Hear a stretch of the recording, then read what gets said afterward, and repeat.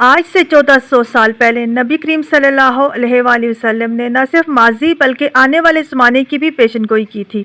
آپ صلی اللہ علیہ وآلہ وسلم نے ایسی جنگوں کا ذکر فرمایا جو زمین کے خاص علاقے سے شروع ہوگی، ایسی کشیدگی جو آہستہ آہستہ پوری دنیا کو اپنی لپیٹ میں لے لے گی، اور ایسے حالات جن میں انسان سوچنے پر مجبور ہو جائے گا کہ کیا یہ وہی وقت ہے جس کے بارے میں بتایا گیا تھا۔ قرآن نے کہا ہے کہ خشکی اور سمندر میں فساد پھیل جائے گا، اور حدیث میں بتایا گیا ہے کہ ایسا وقت آئے گا جب دنیا کی بڑی طاقتیں ایک دوسرے کے سامنے کھڑی ہو جائیں گی۔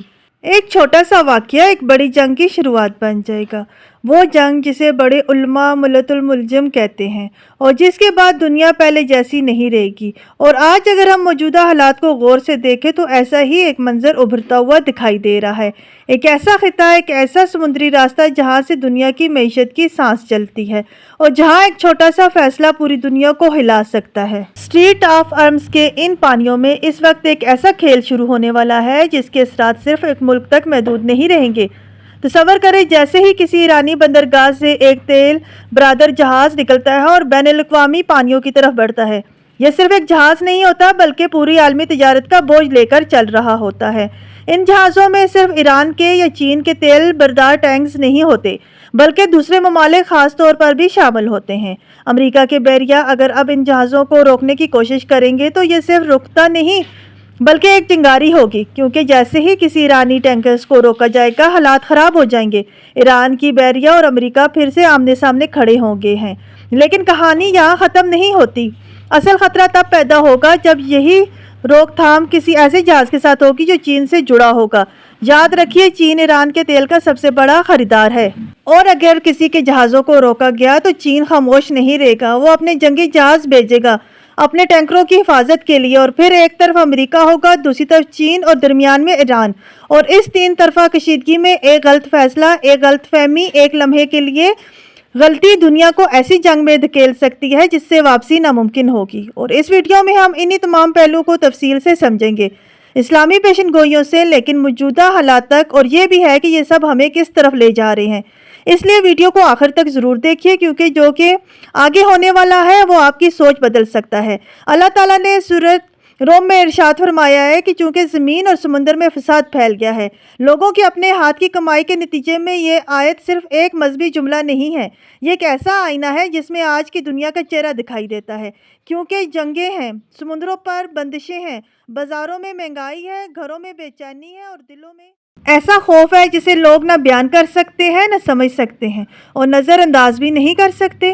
اللہ تعالیٰ نے اس آیات کے آخر میں ایک بات فرمائی ہے، اس کی تشریح کرتے ہوئے کہا ہے کہ یہ اللہ کا وہ عذاب نہیں جو کوئی بادشاہ دیتا ہے، یہ اللہ کی وہ سزا ہے جو ماں دیتی ہے۔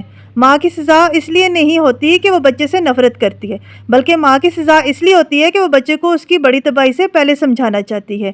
یہ جنگیں، یہ مہنگائی، یہ بے چینی، یہ سمندروں کا بند ہونا، یہ سب اس بڑے عذاب سے پہلے کی آخری وارننگ ہے، لیکن انسان نے اس وارننگ کو سنا ہی نہیں بلکہ روکا بھی نہیں۔ کیا اس نے پلٹ کر دیکھا، یا وہ اس راستے پر چلتا رہا جو اسے یہاں تک لے آیا؟ آج کا انسان پرانے زمانے کے انسان سے بھی زیادہ گہری اور خطرناک بغاوت میں ڈوبا ہوا ہے۔ پرانے زمانے کے کافر بھی بتوں کی عبادت کرتے تھے لیکن اللہ کا مکمل انکار نہیں کرتے تھے، وہ کسی نہ کسی طرح اللہ کو راضی کرنا چاہتے تھے، چاہے غلط طریقے سے ہی کیوں نہ ہو۔ لیکن آج کا انسان کہتا ہے کہ نہ کوئی خدا ہے، نہ کوئی حساب ہے، نہ کوئی آخرت ہے، میرا جسم میری مرضی، میرا مال میری مرضی، میری زندگی میری مرضی۔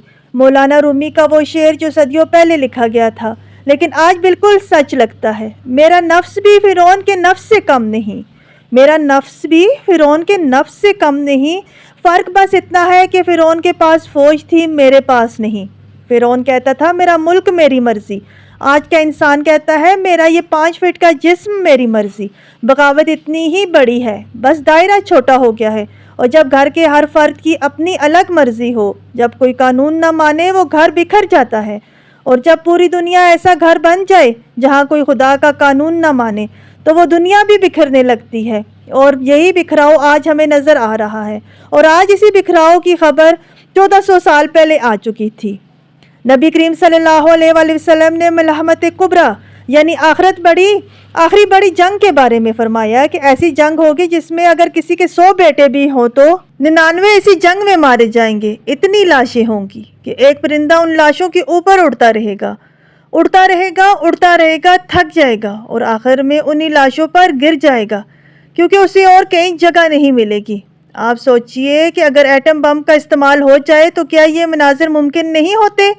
اور سورہ بنی اسرائیل میں اللہ تعالیٰ نے فرمایا ہے، کوئی ہستی نہیں ہے جسے قیامت سے پہلے تباہ نہ کیا جائے، یہ سخت سزا دی جائے گی، اور یہ اللہ کی کتاب میں لکھا ہوا ہے کہ جو کبھی غلط نہیں ہوتی، یہی ہوتا ہے، یہ ٹالنے والا نہیں ہے، یہ سب کچھ پہلے ہی بتایا جا چکا تھا، اور آج جو ہو رہا ہے وہ اسی بتائے ہوئے تسلسل کا سبب ہے۔ ڈاکٹر یاسر قاضی نے اپنے خطبے میں وہ بات کی جو ہر سننے والے کو رکنے پر مجبور کر دیتی ہے۔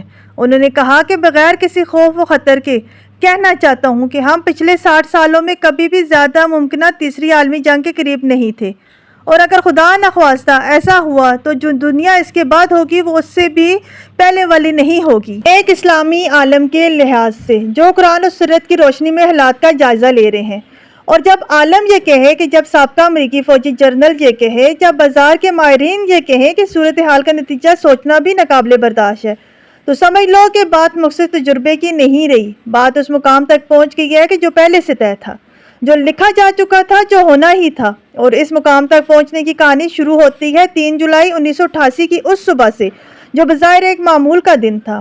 خلیج فارس کے پانیوں میں صبح 10:24 پر ایران کی فلائٹ 655 بندر عباسی سے اڑی، جس میں 290 مسافر تھے۔ یہ دبئی جانے والی ایک عام کمرشل فلائٹ تھی، صرف 28 منٹ کا سفر۔ بالکل اسی وقت نیچے سمندر کی سطح پر امریکی جنگی جہاز موجود تھا۔ اس کے ریڈار نے اس مسافر جہاز کو ایرانی لڑاکا طیارہ سمجھ لیا۔ کیپٹن نے 3 وارننگ دی، مگر مسافر جہاز کے پائلٹ فوجی فریکوینسی پر نہیں سن رہے تھے۔ وہ ایک عام کمرشل پائلٹ تھے، انہیں پتہ بھی نہیں تھا کہ نیچے کیا ہو رہا ہے۔ اور پھر وہ لمحہ آیا جو نہیں ہونا چاہیے تھا۔ 2 میزائل داغے گئے، چند سیکنڈ میں وہ جہاز آگ کے گولے میں تبدیل ہو گیا اور 299 لوگ ایک لمحے میں خاک ہو گئے۔ امریکہ نے کبھی معذرت نہیں کی، اور اسی دن سے ایران کے دل میں ایک ایسا زخم ہے جو درد نہیں دیتا بلکہ طاقت دیتا ہے، غصے کی طاقت، عزم کی طاقت۔ اسی سوچ کے ساتھ ایران نے اپنے پورے ساحل پر میزائل نصب کیے، مسلح ڈرون تیار کیے، چھوٹی اور تیز کشتیوں کی تیاری کی، اور سمندر میں بارودی سرنگیں بچھا دیں۔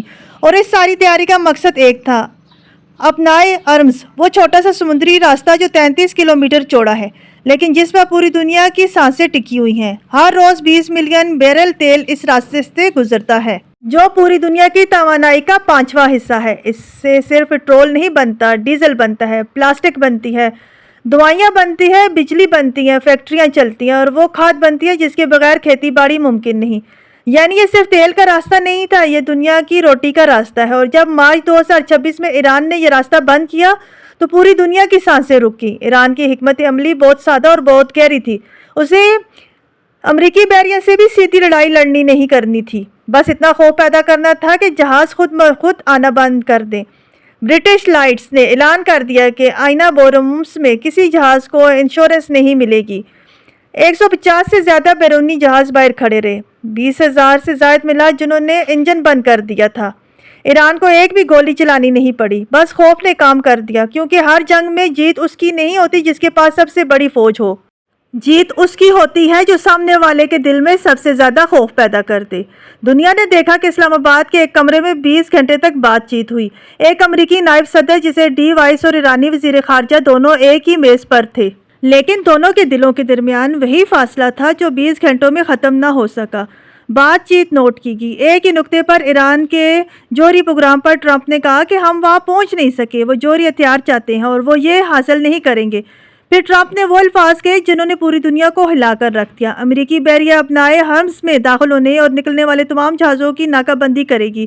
جو کوئی ایران کو ٹول ادا کرے گا اسے بین الاقوامی پانیوں میں محفوظ گزرگاہ نہیں ملے گی، اور جو ایران ہمارے جہازوں پر کوئی گولی چلائے گا اسے جہنم میں پھینک دیا جائے گا۔ یہ دھمکی نہیں تھی، یہ اعلان جنگ تھا۔ اور بالکل اسی لمحے ایران کے پاسدار انقلاب نے جواب دیا، دشمنوں کو ہرمز کے موجی بمرز میں پھنسایا جائے گا، جتنا وہ اندر آئیں گے اتنا زیادہ پھنسیں گے۔ سابق نیٹو کمانڈر نے کہا کہ ٹرمپ کی یہ چال شطرنج کی بیس پر کوئی معمولی قدم نہیں، اس کے لیے بے پناہ عقل درکار ہے اور ایران کے آس پاس کا جواب دینے کا حقیقی اختیار ہے۔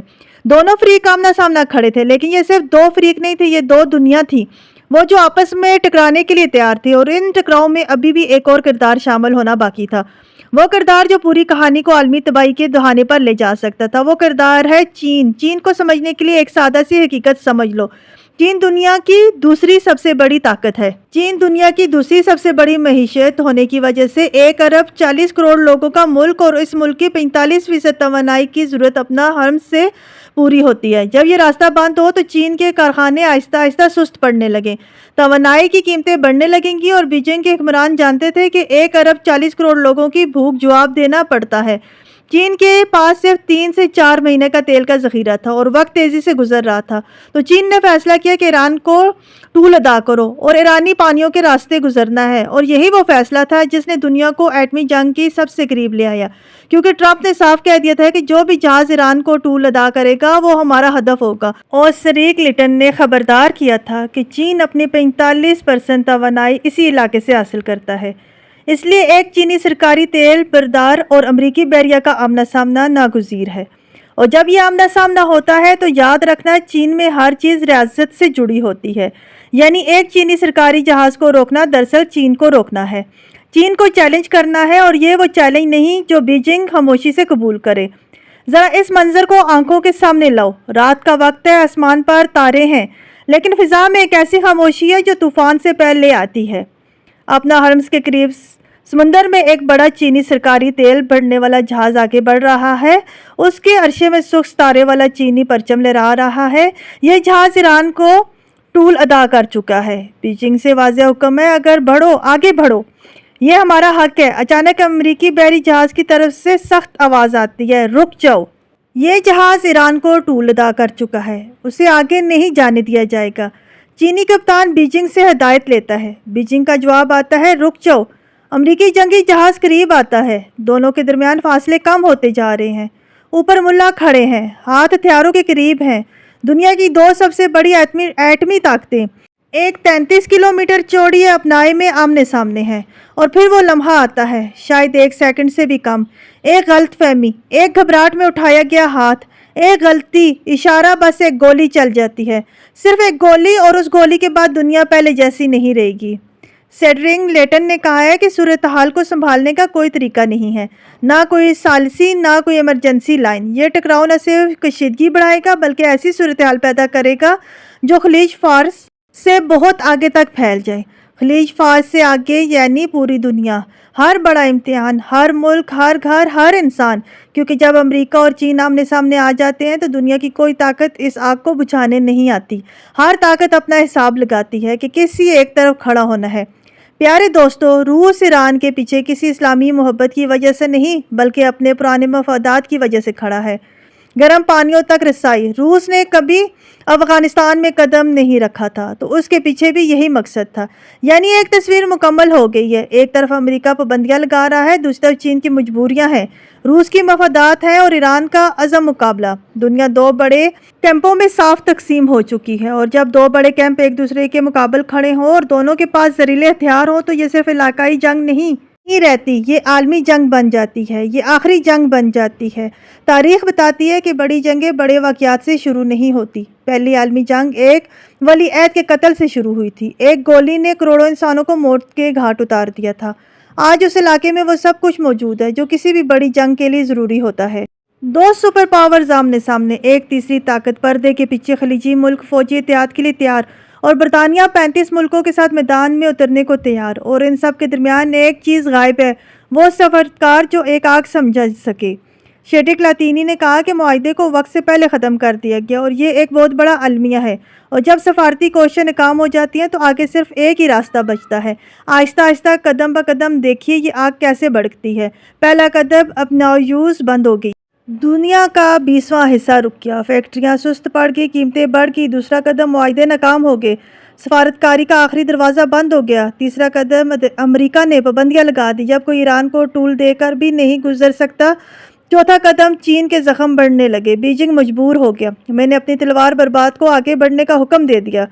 पांचवा कदम, वो रात आई, वो जहाज आया, वो गोली चली जिसकी आवाज़ पूरी दुनिया ने सुनी। छठा कदम, बीजिंग ने जवाब दिया, मॉस्को ने अपनी पोजीशन संभाल ली, दो बड़े ब्लॉक आमने सामने आ गए। सातवां कदम, खलीजी ममालिक, यूरोपीय इत्तेहाद, सब ने अपनी कदम, हर फरीक ने अपना आखिरी कार्ड खेलने का फैसला किया, और वो आखिरी कार्ड क्या है ये सब जानते हैं। अब वो लम्हा आता है जिसके बारे में सोचना भी इंसान को अंदर से तोड़ देता है।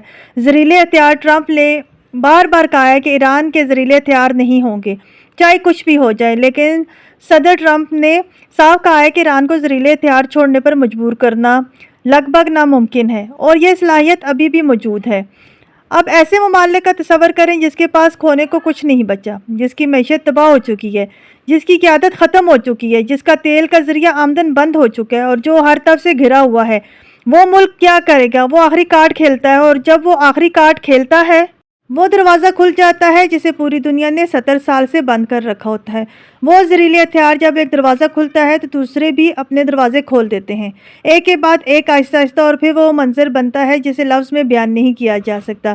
प्यारे दोस्तों, अगर कोई एटम बम गिरा भी तो वो बता कर गिरेगा, जिस पर गिरेगा उसे पता भी नहीं चलेगा क्या हुआ। ज़िंदगी एक लम्हा है, अगले लम्हे सब खाक हो जाता है, न घर बचता है, न गली, न शहर। जो कुछ इंसान ने सदियों में बनाया वो एक लम्हे में मिट जाता है, और इस खाक में इतनी लाशें होती हैं कि वो परिंदा याद आता है जिसका जिक्र नबी करीम सल्लल्लाहु अलैहि वसल्लम ने फरमाया है, जो उड़ता रहेगा, थक जाएगा, आखिरकार लाशों पर ही गिरेगा, क्योंकि उसे कोई और जगह नहीं मिलेगी। ये मंजर जो 1400 साल पहले बयान किया गया था, आज पूरी हथियारों के दौर में सिर्फ मुमकिन नहीं बल्कि नागुज़ीर बन जाता है अगर ये सिलसिला नहीं रुक रहा। डॉक्टर यासिर काजी ने कहा है कि जो दुनिया ऐसी जंग के बाद होगी वो उससे पहले वाली दुनिया से बिल्कुल नाकाबिले शनाख्त होगी। जो कुछ हमने बनाया, जो कुछ हमने संभाला, एक लम्हे में राख। अस्पताल जहाँ बीमार आते थे, स्कूल जहाँ बच्चे पढ़ते थे, मस्जिदें जहाँ अल्लाह को पुकारा जाता था, सब कुछ एक लम्हे में ख़त्म हो जाएगा, और उस राख में से जो उठेगा वही होगा जिसका जिक्र हदीस में आया है, वही जो पहले से मुकद्दर था, वही जो अल्लाह की किताब में लिखा हुआ था। हेलो अमेरिक ने रिपोर्ट में कहा है कि मार्केट के माहिरीन हैरान है कि लोग अभी तक सोच रहे हैं कि कोई हल निकल नहीं आया, क्योंकि मुतबादिल के बारे में सोचना ही नाकाबिले बर्दाश्त है। लेकिन यही सबसे बड़ा ख़तरा है, जब इंसान आंखें बंद कर लेता है बिल्कुल उसी वक्त वही होता है जिससे वो सोचना नहीं चाहता था। प्यारे दोस्तों, इस अमल का आगाज़ हो चुका है। सबकी खबर मोहम्मद सल्लल्लाहु अलैहि वसल्लम ने दे दी थी।